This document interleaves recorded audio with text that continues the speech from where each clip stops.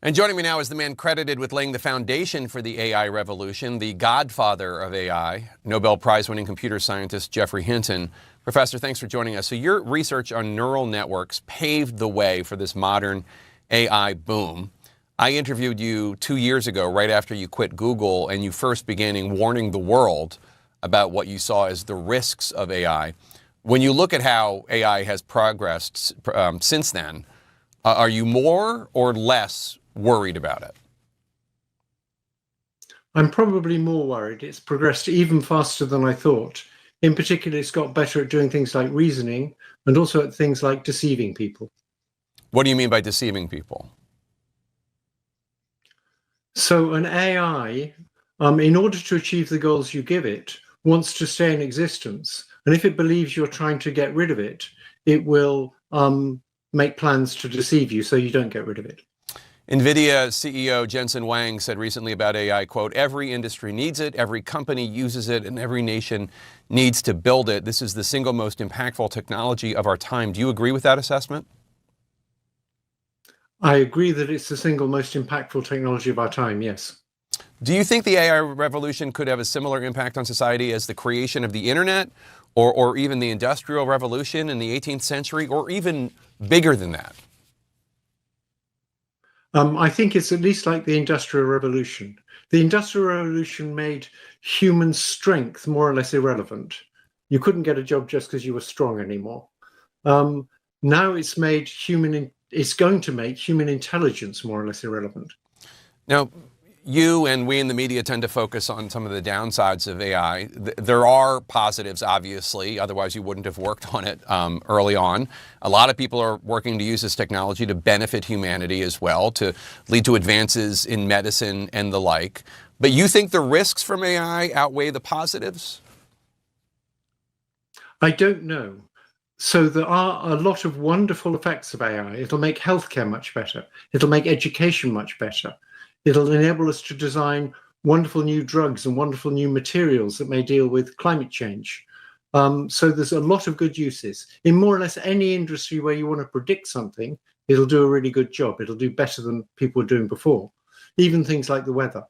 But along with those wonderful things come some scary things, and I don't think people are putting enough work into how we can mitigate those scary things. You come from the tech world, obviously. Do you think the Silicon Valley CEOs building these systems are taking the risks seriously at all? Do you think that they are driven mainly by financial interests? A lot of people are going to get very wealthy off this. I think it depends which company you're talking about. Initially, OpenAI was very concerned with the risks, but it's progressively moved away from that and put less emphasis on safety and more emphasis on profit. Meta has always been very concerned with profit and less with safety. Anthropic was set up by people who left OpenAI and were very concerned with safety, and they still are probably the company most concerned with safety.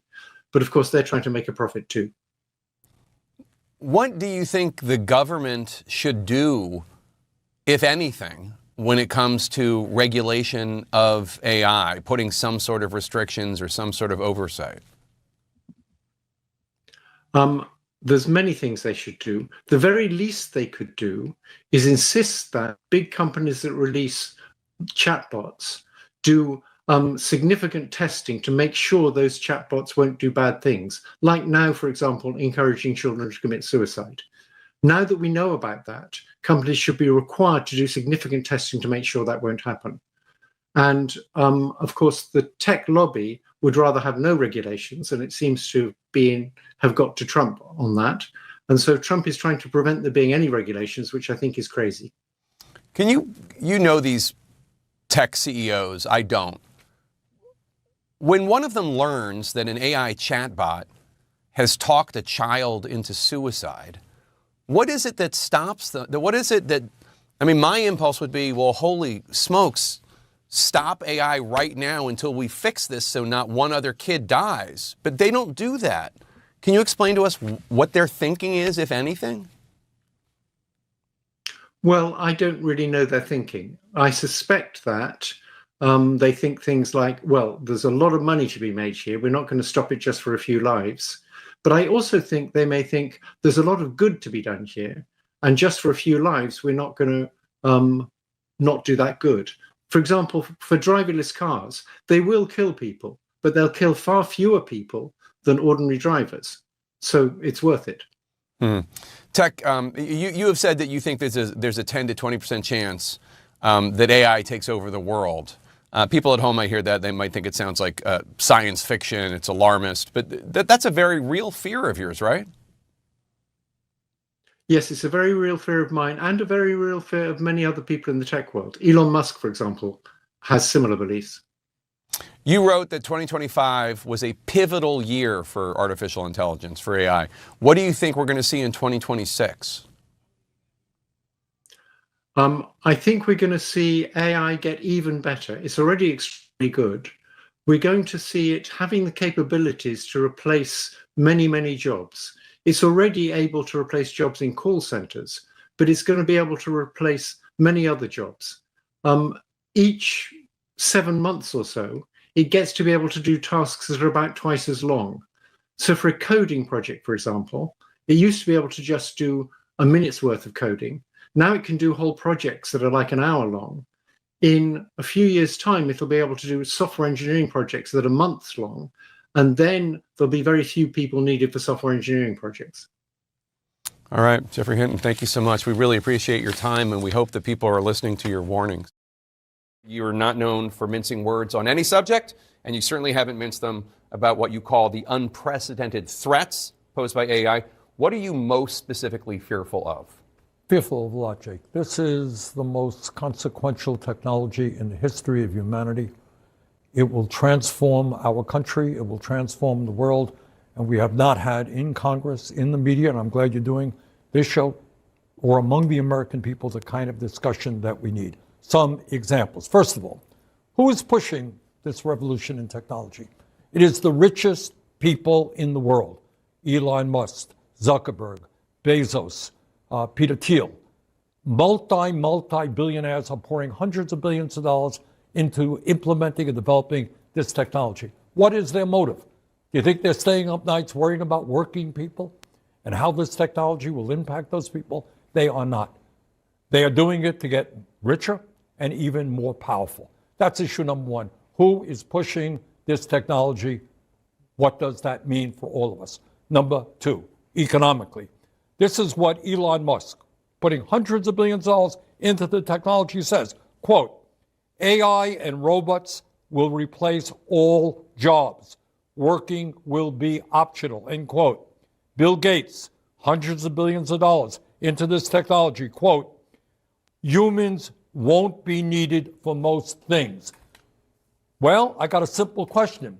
If there are no jobs and humans won't be needed for most things, how do people get an income to feed their families, to get health care, or to pay the rent? There's not been one serious word of discussion in the Congress about that reality. Issue number three.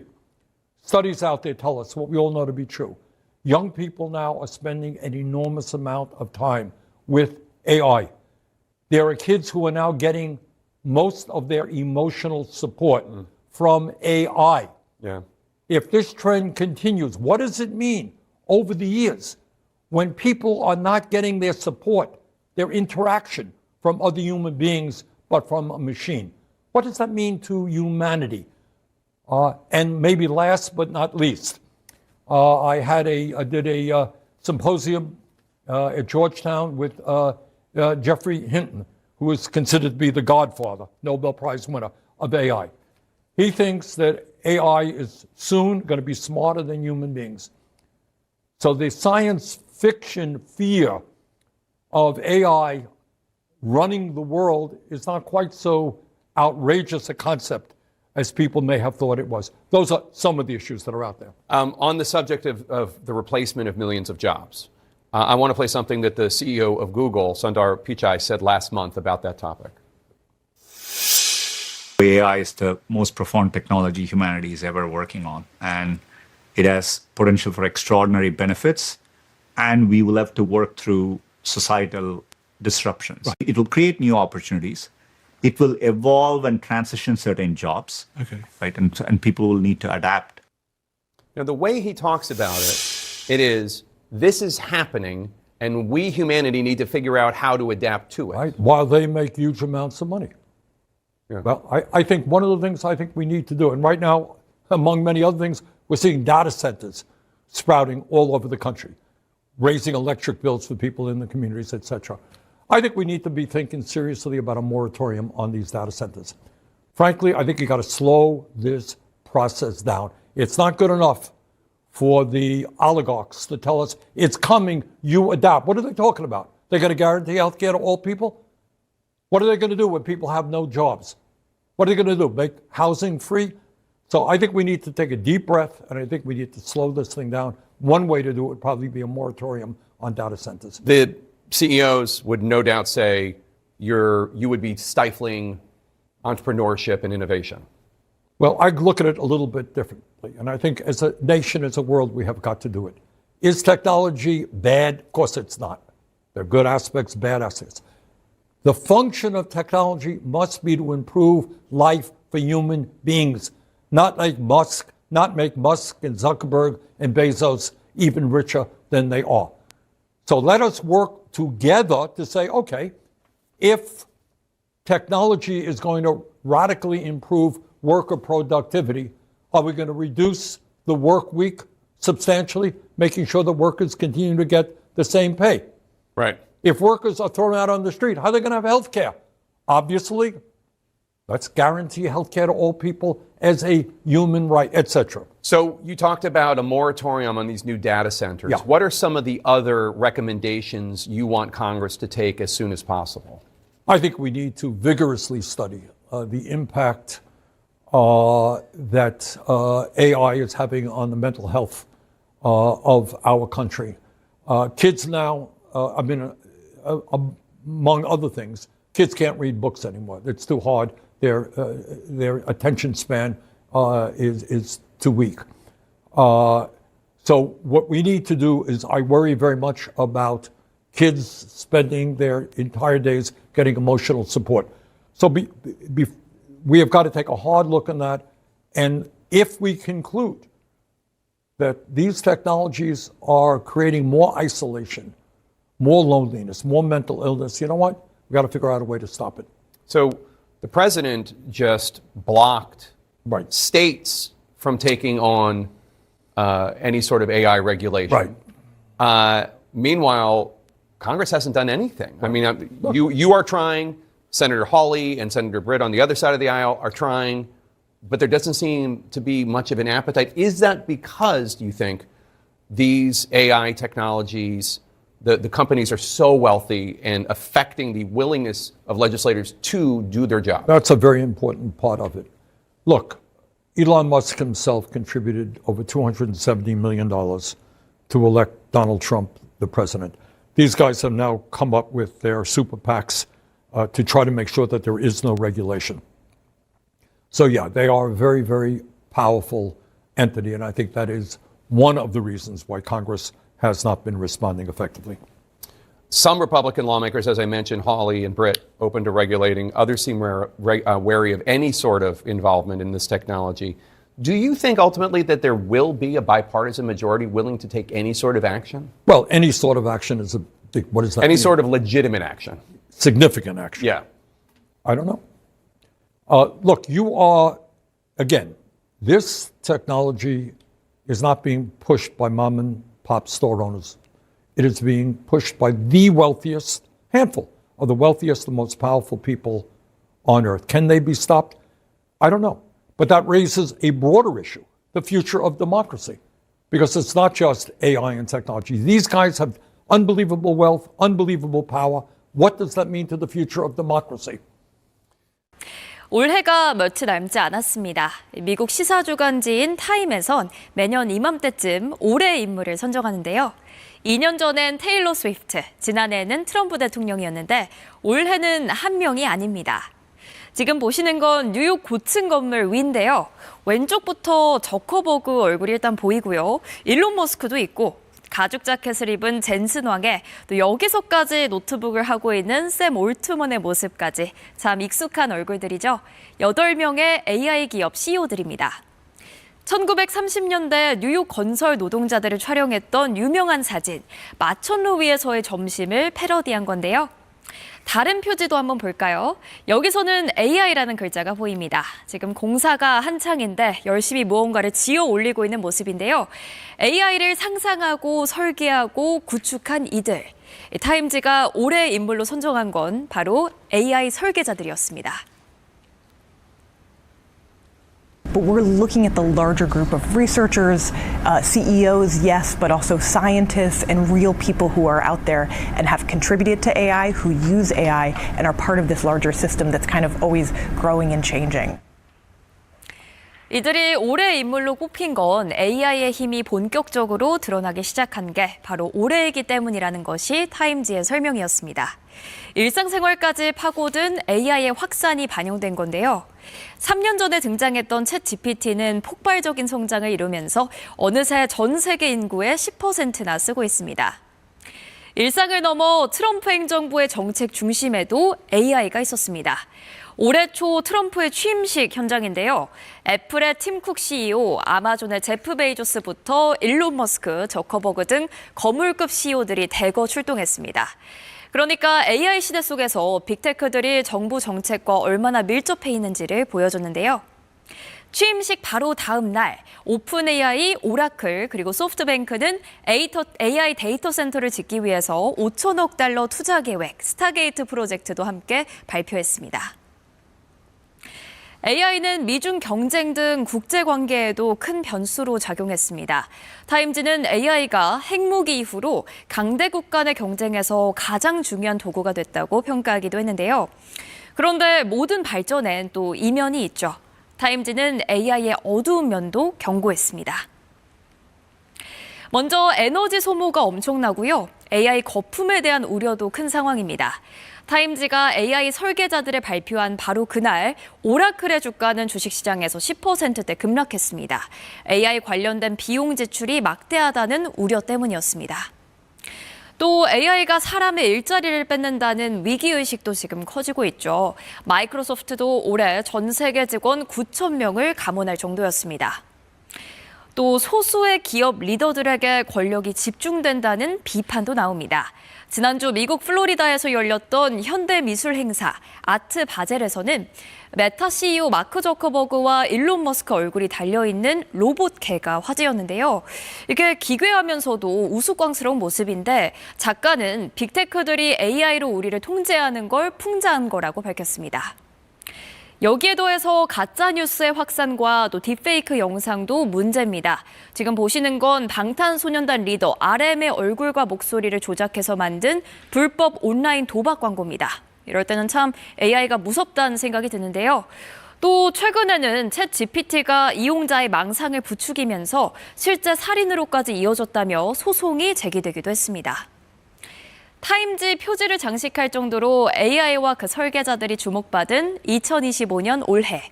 어쩌면 인류가 AI와의 공존을 제대로 고민하기 시작한 첫 해로 기록될지도 모르겠네요.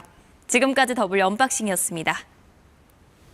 중국에서 인간형 로봇이 고난도 무술 동작을 선보이는 영상이 공개돼 화제가 됐습니다. 너무나 자연스러워서 조작된 영상이란 의심이 쏟아지자 제작회사 대표가 로봇에게 직접 맞는 영상까지 공개했는데요. 그런데 로봇이 인간을 공격하는 그 모습에 로봇 안전성 논란이 일고 있습니다. 베이징 김효신 특파원이 취재했습니다. 중국 로봇 업체 엔진 AI사가 공개한 최신 로봇 영상입니다. 영화 터미네이터의 주인공 이름을 따 T800으로 불리는데 발차기와 돌려차기 같은 무술 동작이 강점입니다.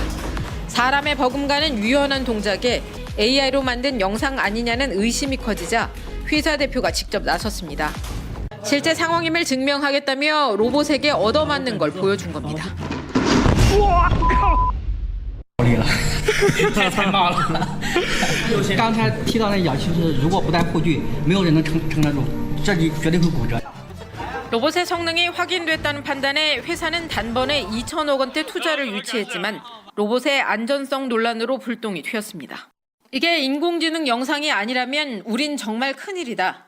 종말이 시작되는 거다 같은 우려 섞인 반응들이 해당 영상에 뒤따랐습니다.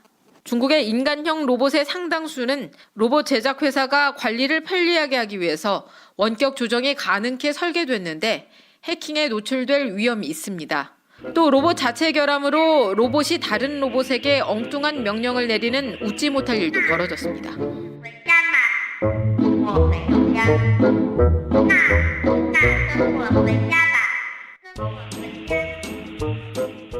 로봇이 스스로 생각하는 순간 결과는 누가 책임질지 그 기준에 대한 논의는 더딥니다.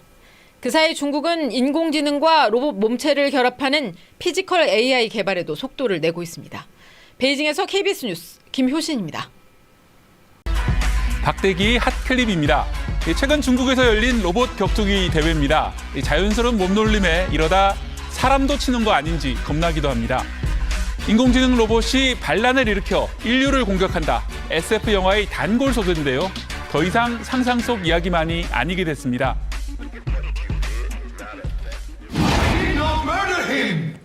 살인을 의심받자 격렬하게 반발하는 로봇. 전원을 끄라는 인간의 말을 거부하더니 집단으로 폭동을 일으킵니다.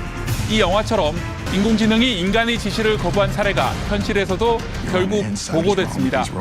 바로 AI 프로그램 중에 우리에게 가장 친숙한 챗GPT인데요. 멈추라는 지시에도 수학 문제를 계속 푼 겁니다. 인공지능 보안업체 펠리세이드 리서치에 따르면 챗GPT는 프로그램 코드까지 조작해가며 멈추라는 요구를 무시했다고 합니다.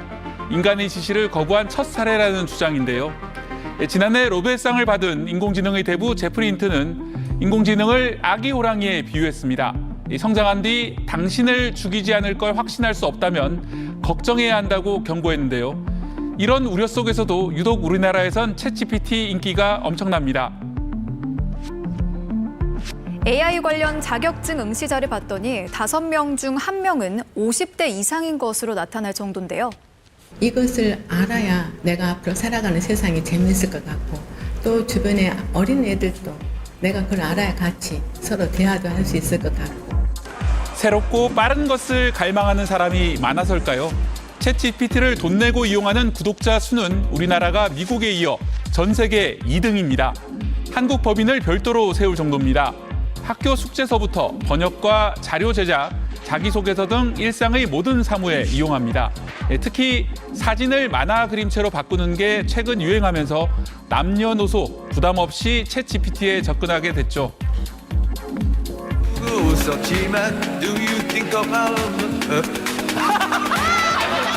틀리시는 게 어딨어? 야, 이거 하다가 포기하는 AI가 어딨어요? 인간인지 AI인지 맞추는 예능까지 나왔습니다. 이 목소리 정체는 인공지능이었습니다. 모두를 깜짝같이 속인 겁니다. 정교해지는 AI 기술에 인간의 설 자리가 좁아지고 있는데요. 실제로 마이크로소프트는 최근 6천 명을 해고했는데 개발자들이 상당수 포함됐습니다. AI 프로그램이 창조주 격인 인간을 내쫓는 암울한 미래가 오지 않도록 인류가 지혜를 모아야 할 때입니다. 박대기의 핫클립이었습니다. 인공지능, 이 AI 산업을 누가 선점하느냐, 세계적인 화두입니다. 그 활용도가 가늠이 안 될 정도로 빠르게 확장되고 있기 때문인데요.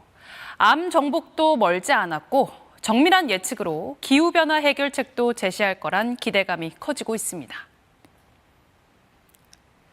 The rare disease population is uniquely poised to benefit from these technologies. 네, 그럼 AI가 멋진 신세계만을 선물해 줄까요? AI에게 인공지능이 인간에게 미칠 최악의 상황을 물었는데 그 답변이 섬뜩합니다. Robots have become so powerful that they are able to control or manipulate humans without their knowledge.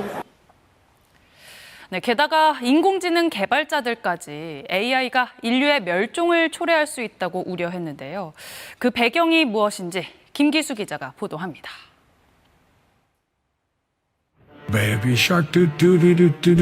조 바이든 미국 대통령이 부르는 아기상어 노래, AI 딥페이크 기술로 만든 영상입니다. 트럼프 전 대통령이 체포되는 가짜 사진에 바이든 대통령이 투표 거부를 독려하는 조작 음성. 11월 대선을 앞둔 미국에선 AI를 이용한 가짜 뉴스 범람이 골칫거리로 떠올랐습니다. Dass es da Versuche gibt, demokratische Prozesse zu unterwandern und auch mehr Hass zu schüren. 딥페이크를 악용한 음란물과 개인정보 유출, 허위정보 유포 등의 사례가 늘고 있는 가운데 섬뜩한 경고가 이어지고 있습니다. 챗 GPT 개발사 오픈 AI와 구글 딥마인드의 전현직 직원 13명은 AI 기술이 인류의 멸종을 초래할 수 있다며 제대로 된 감독의 필요성을 강조했습니다. 앞서 AI 주요 기업 경영진과 기술자, 과학자 등 350여 명은 핵전쟁만큼 인류에게 위협이 될 수 있다며 AI로 인한 멸종을 막아야 한다는 성명을 내기도 했습니다. 최근 공개된 미국 국무부 용역 보고서도 AI 시스템이 무기화될 경우 돌이킬 수 없는 피해가 예상된다고 밝히고 있습니다. 간단한 명령만으로 한 국가의 전력망 붕괴나 전쟁에 준하는 사태를 만들 수 있다는 겁니다. Robot can follow you anywhere. Then, what if they just one day get a software update and they're not so friendly anymore? Then we've got a James Cameron movie on our hands. 인간이 통제력을 상실한다면 AI는 아이 손에 놓인 핵폭탄 발사 단추가 될 수 있다는 지적입니다. KBS 뉴스 김규수입니다.